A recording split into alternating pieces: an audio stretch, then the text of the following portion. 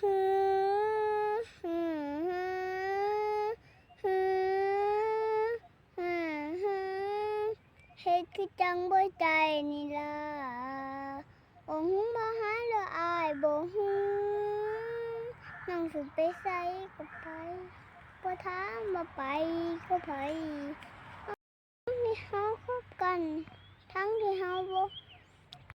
คบกันมาดนมีหยังก็น่าสิบอกกันแหน่บ่แม่นปล่อยถิ่มป่าให้ใจกำพร้าความหักน้องค่อยๆหากคืนน้องให้พ่อเผชิญกับความเหงา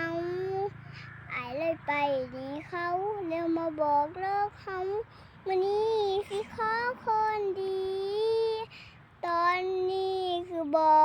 รักษาหาค่อยคว้าหยังน้ำน้องเบิดใจอายทิ่มน้องแล้วไปนี่ผู้หมายถามใจคนลืมอายสิมาหาหมู่ห้องน้องหยังตอนนี้ตอนที่ก็ลืมไว้ได้เป็นหยังตอนนี้จังบ่ใส่ใจบ่มาหูบ่ค่าฮักที่ให้ตอนน้องเบิดใจแล้ว